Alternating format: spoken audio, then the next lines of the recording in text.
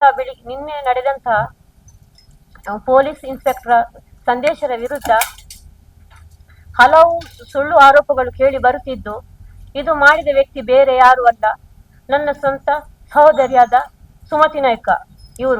ಇವರ ನಡವಳಿಕೆ ಸರಿಯೇನಿಲ್ಲ. ಇವಳು ನಮ್ಮ ಮರ್ಯಾದೆ ತೆಗಿತಾ ಬರ್ತಾ ಇದ್ದಾಳೆ. ಸಮಾಜದಲ್ಲಿ ಬದುಕಲು ನನಗೆ ತುಂಬಾ ಕಷ್ಟವಾಗುತ್ತಿದೆ.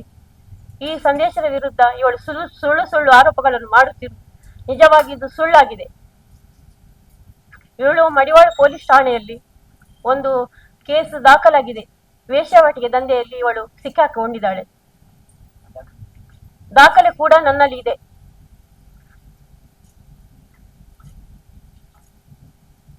ಇವಳು ಒಂದು ಕಾರ್ಕಳದಲ್ಲಿ ಒಂದು ಪ್ರವೀಣ್ ಪಿಂಟು ಅಂತ ಒಂದು ವ್ಯಕ್ತಿಗೆ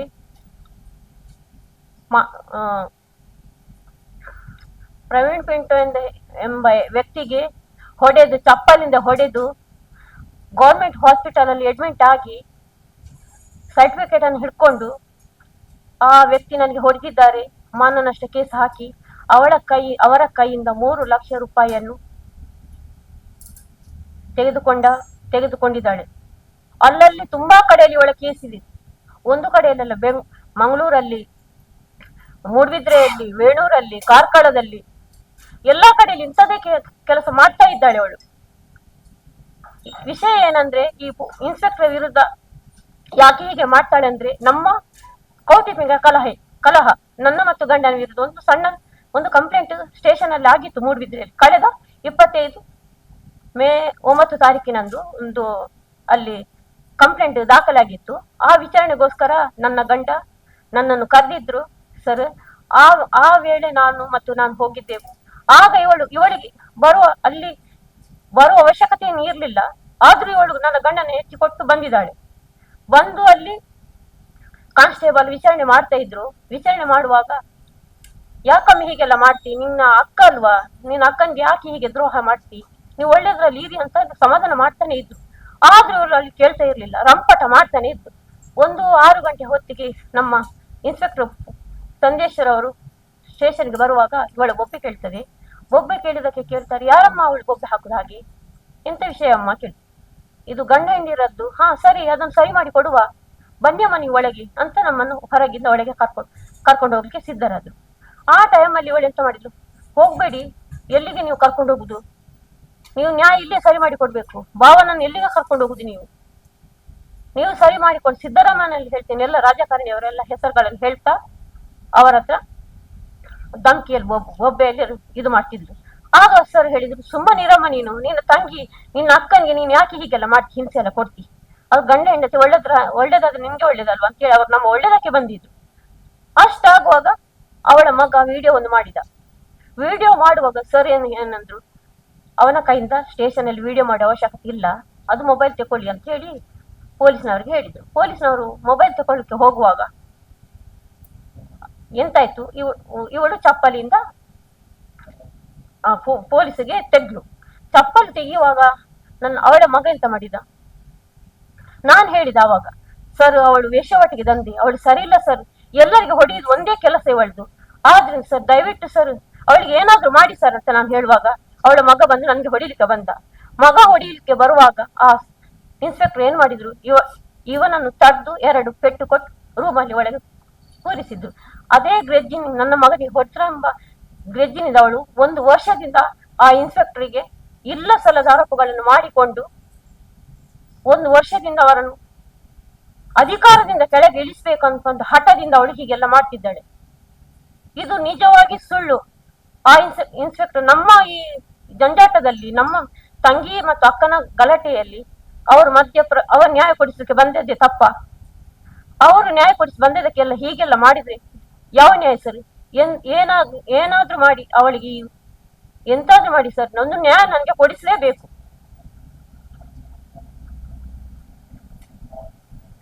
ಅಲ್ಲದೆ ನಮ್ಮ ಕೊಕ್ರಡಿಯಲ್ಲಿ 3-4 ಎಕರೆ ಜಾಗ ಇದೆ, ಅದನ್ನು ಸಹ ಇವಳು ನನ್ನ ಅಮ್ಮನಿಗೆ ಬುದ್ಧಿ ಕೆಡಿಸಿ, ನಾವು 3 ಮಕ್ಕಳು ನಮಗೆ ಗೊತ್ತಾಗದ ಹಾಗೆ ಆ ಜಾಗವನ್ನು ಕೂಡ ಅವಳ ಹೆಸರಿಗೆ ಮಾಡಿಕೊಂಡಿದ್ದಾಳೆ. ಎಲ್ಲ ಹಾಗೆ ಅವಳಿಗೆ ನನ್ನಲ್ಲಿ ಈಗ ಈ ಜಾಗಕ್ಕೆ ಬರ್ತಾಳೆ, ಅಂತ ನನ್ನ ಮಗನನ್ನು ಸಹ ಹಿಡ್ಕೊಂಡಿದ್ದಾಳೆ ಅವಳೆ. ನನ್ಗೆ ಈಗ ಗತಿ ಇಲ್ಲದಾಗೆ ಆಗಿದೆ. ನನಗೊಂದು ನ್ಯಾಯ ಕೊಡಿಸಿ, ದಯವಿಟ್ಟು ನನಗೆ ನ್ಯಾಯ ಕೊಡಿಸ್ಬೇಕು. ದಯವಾಗಿ ನಾನು ನಿಮ್ಮಲ್ಲಿ ಕೇಳಿಕೊಳ್ಳುವುದೇನೆಂದ್ರೆ ನನಗೊಂದು ದಯವಿಟ್ಟು ನ್ಯಾಯ ಕೊಡಿಸ್ಬೇಕಂತ ನಾನು ನಿಮ್ಮಲ್ಲಿ ಎಲ್ಲರ ಪರವಾಗಿ ಕೇಳಿಕೊಳ್ತೇನೆ. ಅಲ್ಲ ಇನ್ಸ್ಪೆಕ್ಟರ್ ಕೂಡ ನಮ್ಮ ಇದರಿಂದಾಗಿ ಅಲ್ಲ ನಿಜವಾಗಿ ಇದು ನಮ್ಮ ಸಮಸ್ಯೆ, ನನ್ನ ಅಕ್ಕ ತಂಗಿಯರ ಸಮಸ್ಯೆ. ಆ ಪೊಲೀಸರನ್ನು ಯಾಕೆ ಬಲಿಪಶು ಮಾಡ್ಬೇಕು? ಅವ್ರು ಎಂತಕ್ಕೆ ಬಂದಿದ್ದಾರೆ? ಅವ್ರಿಗೆ ನ್ಯಾಯ ಕೊಡಿಸಿದ್ರೆ ತಪ್ಪ ನಮ್ಗೆ? ನಿಮ್ಗೆ ನ್ಯಾಯ ಕೊಡಿಸ್ಬೇಕು ಅನ್ನೋ ಪ್ರಶ್ನೆ ಬರುವುದಿಲ್ಲ ಇದರಲ್ಲಿ. ನೀವು ಇದರಲ್ಲಿ ಥರ್ಡ್ ಪಾರ್ಟಿ ಆಗಿರೋದ್ರಿಂದ ನೀವು ಇನ್ನೊಬ್ಬರಿಗೆ ನ್ಯಾಯ ಕೊಡ್ಬೇಕಂತ ಹೇಳಿ ನೀವು ಹೇಳ್ಬಹುದಷ್ಟೇ. ನಿಮ್ಗೆ ಇದರಲ್ಲಿ ಪಾತ್ರವೂ ಇಲ್ಲ. ಅಲ್ಲ ಅವಳು ಹಿಡ್ಕೊಂಡು ನನ್ನ ಮಗನನ್ನು ಹಿಡ್ಕೊಂಡು ಎಲ್ಲ ಸಲದ ಆರೋಪಗಳು ಅಲ್ಲಲ್ಲಿ ಕೇಸ್ ಮಾಡ್ತಾ ಇದ್ದ ನನ್ನ ಮೇಲೆ, ಆ ಇನ್ಸ್ಪೆಕ್ಟರ್ ಮೇಲೆ ಮಾಡ್ತಾ ಇದ್ದಾಳೆ. ಅದಕ್ಕೊಂದು ಎಂತಾದ್ರೂ ಕಡಿವಾಣ ಹಾಕ್ಲಿಕ್ಕೆ 1 ವರ್ಷದಿಂದ ಮಾಡ್ತಿದ್ದಾಳೆ. ನಾನು ಕುಗ್ಗಿ ಹೋಗಿದ್ದೀನಿ ಅವಳಿಂದಾಗಿ. ಸಮಾಜದಲ್ಲಿ ತಲೆ ಎತ್ತಲಿಕ್ಕಿಲ್ಲ ನನ್ಗೆ. ಆ ರೀತಿ ಮಾಡಿದಾಳೆ ಅವಳು. ಗಂಡ ನನ್ನೊಟ್ಟಿಗೆ ಇದ್ದಾರೆ, ಮಗ ಅಲ್ಲಿದ್ದಾನೆ. ಗಂಡ 3 ತಿಂಗಳು ಅವಳೊಟ್ಟಿಗೆ ಇದ್ದು ಅವಳ ನಡವಳಿಕೆ ಚರಿತ್ರೆಯನ್ನು ನೋಡಿ ಅವ್ರು ಹೆದರಿ ಸೀದಾ ಓಡಿ ಬಂದಿದ್ದಾರೆ. ಅಲ್ಲಿ ಇಲ್ಲ ಸ್ಥಳದ ಘಟನೆ ನಡೆದು ಹೋಗಿದೆ. ಅಲ್ಲಿ ಮಗ ಅವಳೊಟ್ಟಿಗೆ ಇದ್ದಾನೆ. ಇಲ್ಲ ಸರ್, 17 ವರ್ಷದ ಹುಡುಗ. ಮದುವೆಯಾಗಿ ಗಂಡ ತೀರ್ ಹೋಗಿದ್ದಾನೆ. ಅವಳದ್ದು ಇದೇ ವಹಿವಾಟು. ಅವಳು ಜಾಗದಲ್ಲಿ ಗಂಧದ ಮರ ಇಟ್ಟಿದ್ದಾಳೆ. ಒಂದು 75 ಲಕ್ಷದ ಮನೆ ಕಟ್ಟಿದ್ದಾಳೆ. ಅದು ಅವಳಿಗೆ ನಿಜವಾಗಿ ಸ್ವಂತ ಕೆಲಸ ಏನಿಲ್ಲ. ಅವಳು ಎಲ್ಲಿಂದ ಹಣ ಬರ್ತದೆ ಎಲ್ಲ ವಿಚಾರಣೆ ಮಾಡ್ಬೇಕು. ಸ್ವಂತ ಉದ್ಯೋಗ ಅಂತ ಏನಿಲ್ಲ ಅವಳಿಗೆ. ತೀರ್ ಹೋದೊಂದು 3 ವರ್ಷ 4 ವರ್ಷ ಆಗ್ತಾ ಬಂತು.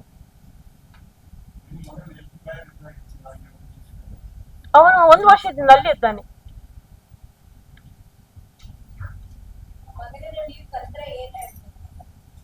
ಅವನು ಅವಳಿಗೆ ಬೇಕಾದಾಗೆ ಕೊಡ್ತಾಳಲ್ಲಿ. ನನ್ನಲ್ಲಿ ಹಣ ಇಲ್ಲ. ನಾನು ಬಟ್ಟೆ ಅಂಗಡಿಯಲ್ಲಿ ದುಡ್ಡು ಕೆಲಸ ಮಾಡುದು.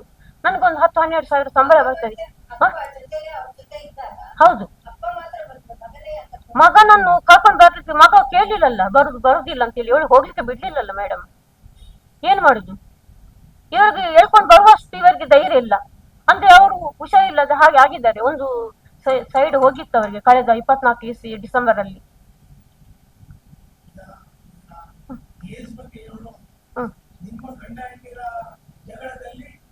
ಅವಳು ಬರ್ಬೇಕಂತ ಏನಿಲ್ಲ ಅವಳಿಗೆ.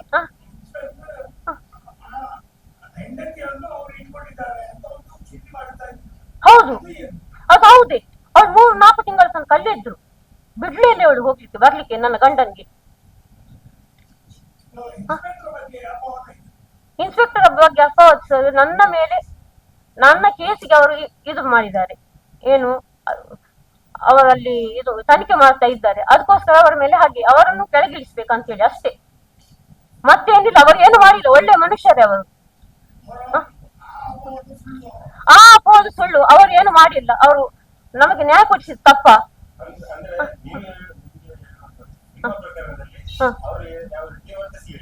ಇಲ್ಲ ಇಲ್ಲ,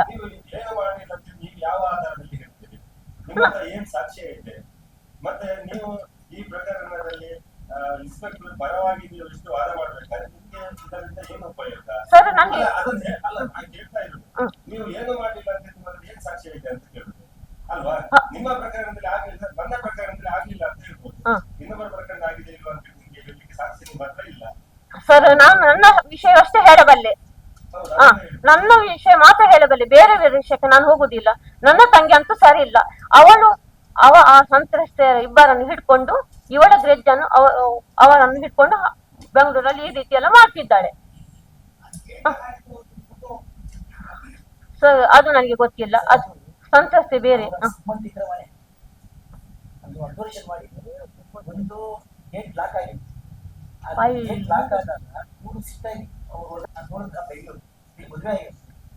3 ವರ್ಷದಿಂದ ಈ ಮೂಡುಬಿದಿರೆ ಇದ್ದೀವಿ. ಇಲ್ಲಿ ಏನು ಆಗ್ಬೋದು ಇದೆ. ಬಟ್ ಅದೇ ರೀತಿ ಅದೇ ಅಧಿಕಾರಿ ಸಿದ್ದರಾಮಯ್ಯ ಅವರಿಂದ ಅವಾರ್ಡ್ ಬಂತು. ಯಾಕೆ ಬಂತು? ಇದರ ಬಗ್ಗೆ ಯಾಕೆ ಕೊಡ್ತಾರೆ? ಮತ್ತೆ ಅದ್ರಲ್ಲಿ ಹಳೆ ವಿಷಯ ಮಾಡಿದ್ರೆ ಸಿದ್ದರಾಮಯ್ಯ ಅವರ ಲಂಚ ಕೊಟ್ಟು ಅದೆಲ್ಲ ಸುಳ್ಳು ಅಲ್ವಾ?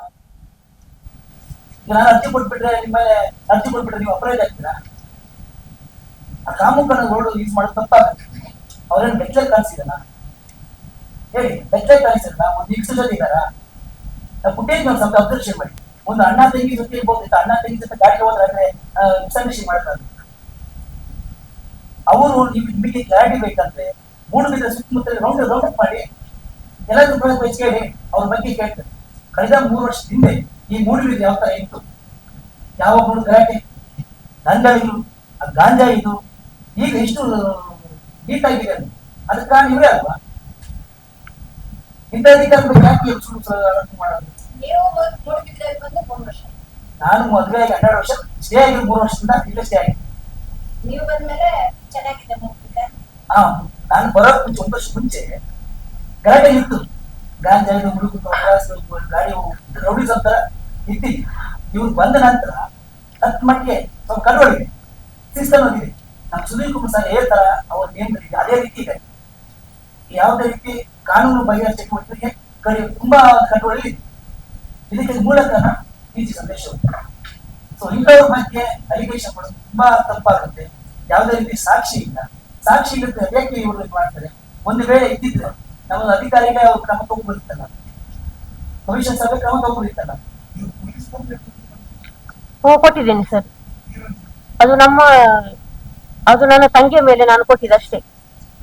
ಕಂಪ್ಲೇಂಟ್ ಅಂದ್ರೆ ಅದು ಮತ್ತೆ ಕೇಸ್ ಇದು ಎಫ್ಐಆರ್ ಮತ್ತೆ ದಾಖಲು ಮಾಡಿದ್ದು. ಫಸ್ಟಿಗೆ ಕೊಡ್ಲಿಲ್ಲ ನಾನು. ಫಸ್ಟಿಗೆ ನಾನು ಕೊಡ್ಲಿಲ್ಲ. ಫಸ್ಟಿಗೆ ನನ್ನ ಗಂಡ ಬರ್ಬೇಕಂತ ಒಂದು ಕೌಟುಂಬಿಕ ಕಲಹ ಇರ್ತದಲ್ಲ ಸರ್, ಅದೊಂದು ಸರಿ ಮಾಡ್ಬೇಕಂತ ನಾನು ಸಂದೇಶ್ ಸರ್ ಇದ್ದಲ್ಲಿಗೆ ಹೋಗಿದ್ದೆ. ಹೌದು, ಅವ್ರು ಸಾರಿ ಮಾಡಿ ಕೊಡೋ ಇದ್ರೆ ಇರುವಾಗ ಅಲ್ಲಿ ಮಿಡ್ಲಿಗೆ ಪ್ರವೇಶ ಮಾಡಿದ್ದು ಯಾಕೆ ಸರ್? ಅವ್ರು ಯಾಕೆ ಬಂದಿದ್ದಲ್ಲಿ? ಬಂದದ ತಪ್ಪಲ್ವ ಸರ್?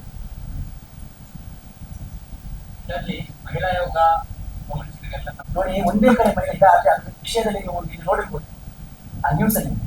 ಮೂಡುಬಿದ್ರೆ ಸುತ್ತಮುತ್ತ ಹೆಣ್ಮಕ್ಳಿಗೆಲ್ಲ ತುಂಬಾ ಹಿಂಸೆ ಆಗ್ತದೆ. ತೋರಿಸಿ ಬಂದು ಅಲ್ಲ ನೋಡಿ, ಆ ಹೆಂಗಸು 4 ಜನ ಹೆಂಗಸರು ಒಂದೊಂದು ಹೇಳಿದ್ರು. ಇವ್ರು ಏನ್ ಮಾಡಿದ್ರೆ ಒಂದೇ ಇದ್ರಲ್ಲಿ ಅವನ್ನೆಲ್ಲ ಸೊಟ್ಟು ಮಾಡಿ ಪ್ರೀ ಪ್ಲಾನ್ ಆಗಿ ಒಂದೇ ಈ ತರ ಕೆಲಸ ಮಾಡ್ತಾರೆ. ಇಲ್ಲಿವರೆಗೂ ಮೂಡುಬಿದ್ರೆ ಹೆಣ್ಮಕ್ಳೆಲ್ಲ ಯಾವುದೇ ರೀತಿ ಕಂಪ್ಲೀಟ್ ರೌಂಡಪ್ ಒಂದು ಇದು ಮಾಡಿ ಜನರ ಅಭಿಪ್ರಾಯ ಕೇಳಿ ನಿಮ್ಗೆ ಗೊತ್ತಾಗುತ್ತೆ, ನಿಜಾಂಶ ಗೊತ್ತಾಗುತ್ತೆ. ಯಾರೋ ಹೇಳ್ತಾರೆ ಅಂತ ನಾವು ದಕ್ಷಾಧಿಕಾರಿ ಬಗ್ಗೆ ನಾವು ಲೇಟಾಗಿ ವಿಚಾರ ತಗೊಂಡು ತಪ್ಪಾಗುತ್ತೆ. ನಾವು ಅವತ್ತು ಇವರು ನನ್ನ ಗಂಟೆ ದಿನ ಅವತ್ತು ಸ್ಪಾಟ್ ನಾನು ಅಲ್ಲೇ ಇದ್ದೆ. ನಾವು ಸಂದೇಶವನ್ನು ಒಂದು ಕಾರ್ಯಕ್ರಮಕ್ಕೆ ಇನ್ವೈಟ್ ಮಾಡಿದ್ದೆ. ಆ ನೈಟ್ ಮೇ 9ನೇ ತಾರೀಕು ನೈಟ್ 7 ಗಂಟೆ ಆಗಿ ಹೋಗ್ತೇನೆ. ನೋಡಿ ಗಂಟೆ ಆಗಿ ಅಲ್ಲಿದ್ದೆ. ನಾವು ವೇಟ್ ಮಾಡಿ ಇವ್ರು ಬಸ್ನಲ್ಲಿ ಹೊರಗಡೆ ಬಂದು ಮಾತಾಡ್ತಾ ಸಂದೇಶ ಅವ್ರು ಹೇಳಿದ್ರು, ನಿಜ ನೀನು ಗಂಡ ಹೆಂಡತಿ ವಿಷಯದಲ್ಲಿ ಬರಬೇಡಪ್ಪ, ನೀನು ಆ ಕಡೆ ಹೋಗು, ಅವ್ರ ವಿಷಯದಲ್ಲಿ ಯಾಕೆ ನೀನು ಆಚೆ ಹೋಗು ಸ್ವಲ್ಪ ಕಲಿಯಿತು. ಸೊ ಆಗ ಅವ್ರೇನ್ ಮಾಡಿದ್ರು, ಸ್ವಲ್ಪ ತಪ್ಪಿದ್ದು ನೀವು ಹೇಳ್ಬೇಕು, ನನ್ನ ರಾಜಕೀಯ ಇಂಪ್ರೆಸ್ ಇದೆ, ಅವರಿದೆ ಇವರಿದೆ ಅಂತ ಗಂಜೆ ಹಾಕಿ ಸ್ವಲ್ಪ ಕಾಲಲ್ಲಿ ಅಂತ ಹೊಡಿತಾರ ಬಿಹೇವ್ ಮಾಡಿದ್ರು. ಮತ್ತೆ ಸ್ಲಿಪ್ಪರ್ ತಗೊಂಡು ಕೈ ಆ ವಿಡಿಯೋ ತೆಗಿದೆ, ನೀವು ಅಬ್ಸರ್ವೇಷನ್ ಮಾಡಿ ಫುಟೇಜ್ ಇದೆ. ನಾನು ಸರ್ ಮತ್ತೆ ಹುಡುಗ ಬಂದಾಗ ಆ ಹುಡುಗ ಕೂಡೋದು ವಿಡಿಯೋ ಬಂದಿದೆ. ಇವ್ರ ಮಗ ಅವ್ರನ್ನ ನಡೆ ಒಳಗೆ ಕೂತ್ಕೊಳ್ಳಿ, ಮಾತಾಡ್ಬೇಡ, ನಿಮ್ಗೆ ಈ ವಿಷಯ ಸಣ್ಣ ಹೆಚ್ಚಿದೆ, ನೀವು ಒಳಗೂ ಬಂದು ಅವ್ರನ್ನ ಕೊಡ್ಕೊಂಡು ಅವ್ರನ್ನ ದಾಂಧಲೆ ಮಾಡಿದ್ದಲ್ಲ ಇದು ಮಾಡಿದ್ದಾರೆ. ಇದನ್ನೆಲ್ಲ ಮಿಕ್ಸ್ ಮಾಡಿ ಬೇರೆ ತರ ಸೃಷ್ಟಿ ಮಾಡಿದ್ರು. ನಿಜ ಆಗ್ಬೇಕು ಸರ್, ಸುಳ್ಳಾಗ್ಬಾರ್ದು. ದಕ್ಷಾಧಿಕಾರಿಗೆ ದಯವಿಟ್ಟು ನ್ಯಾಯ ಕೊಡ್ಬೇಕು. ಮುಂದಿನ ದಿನಗಳಲ್ಲಿ ಏನಾದ್ರೂ ಇದಾದ್ರೆ ನಾವು ಉಗ್ರ ಹೋರಾಟ ಮಾಡೇ ಮಾಡ್ತೇವೆ. ಎಚ್ಚರಿಕೆ ಕೊಡ್ತೀನಿ. ನಮ್ಮ ಸಮಿತಿ ವತಿಯಿಂದ ಉಗ್ರ ಹೋರಾಟ ಮಾಡೇ ಮಾಡ್ತೀವಿ. ದಕ್ಷಾಧಿಕಾರಿ ನ್ಯಾಯ ಅದು ನಾವು ಬಿಡಲ್ಲ. ಪಾಪ ಒಳ್ಳೆ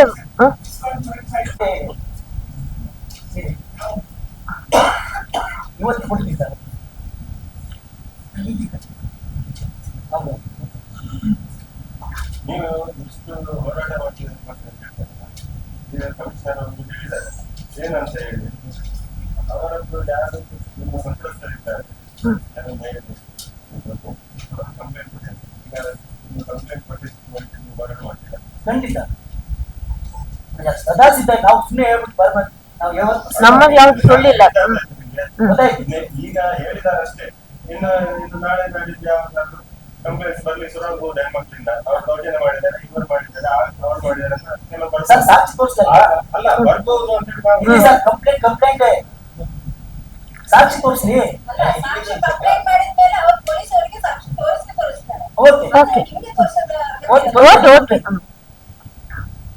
ಅವ್ರ ರೀತಿ ಕಾನೂನು ರೀತಿ ಹೋರಾಟ ಮಾಡ್ಲಿ, ನಮ್ಮ ರೀತಿ ನಾವು ಹೋರಾಟ ಮಾಡ್ತೀವಿ. ನಿಮ್ಗೆ ಇಷ್ಟು ಆಸಕ್ತಿ ಯಾಕೆ ಅಂತ ಈ ವಿಷಯ ಬಗ್ಗೆ? ನಮ್ಗೆ ಆಸಕ್ತಿ ಏನಿಲ್ಲ ಸರ್. ರಕ್ಷಾಧಿಕಾರಿ ಮೇಲೆ ಇಳಿಸಲದ ಆರೋಪ ಬಂದ್ರೆ ಅದು ಯಾರು ಯಾರು ಬಿಡ್ತಾರೆ? ನಾವು ಕಣ್ಣಲ್ಲಿ ನೋಡಿದ್ದೀವಿ. ನಮ್ಮಿಂದಾಗಿ ಯಾರು ಬಾಳ ಹಾಳಾಗ್ತಿದೆ ಅಲ್ಲ. ಯಾರು ಪರವಾಗಿಸೋ ಮಾತಾಡ್ಬಾರ್ದು. ಕಣ್ಣಲ್ಲಿ ನೋಡಿ ಅವ್ರಿಗೆ ಇಷ್ಟ ಜನ ಸಹಾಯ ಮಾಡಿದ್ರು ಕೊಟ್ಟಿದ್ದಾರಲ್ವಾ? ಸರ್. ಮಹಿಳಾ ಆಯೋಗಕ್ಕೆ ದೂರು ಕೊಟ್ಟಿದ್ದ ಬಂದಿದ್ದಲ್ವಾ? ಆ ದೂರಿನ ಆಧಾರದ ಮೇಲೆ ಮಹಿಳಾ ಆಯೋಗ ಆದ್ರೆ ಎಷ್ಟು ಸತ್ಯ ಇದೆ? ಆ ದೂರಿನಲ್ಲಿ ಎಷ್ಟು ಸತ್ಯ ಇದೆ? ಅದು ನಿಮ್ಗೆ ಗೊತ್ತಿದೆ. ಎಲ್ಲ ದೂರುಗಳು ಹಾಗೆ. ಈಗ ತೀರ್ಪು ಪ್ರಕಟ ಆಗುವ ಮೊದಲು ನಾವು ಅದನ್ನು ವಿಶ್ವಾಸ ಮಾಡುವುದಿಲ್ಲ. ಯಾವುದೇ ಘಟನೆ ನಿಮ್ಮ ಮುಂದೆ ನಡೆದಿಲ್ಲ ಅಲ್ಲ, ನಿಮಗೆ ಗೊತ್ತಿಲ್ಲ ಅಲ್ಲ. ನೀವು ಎಷ್ಟು ಆಸಕ್ತಿ ವಹಿಸಿ ಇದನ್ನ ನೋಡಿದಾಗಿ ಡಿಬೇಟ್ ಇಲ್ಲ ಮಾಡಬೇಕು. ಅದು ನೋಡಿ, ಆ ಮಹಿಳಾ ಘಟಕದ ನಮ್ದು ಮಾಹಿತಿ ಇಲ್ಲ. ದಿವಸ ನೋಡಿ ಅಷ್ಟೇ. ಅದು ಹೇಳಿ ಸರ್. ಆಸಕ್ತಿ ಯಾಕೆ ಹೇಳ್ತೀರಾ ಸರ್? ಹ?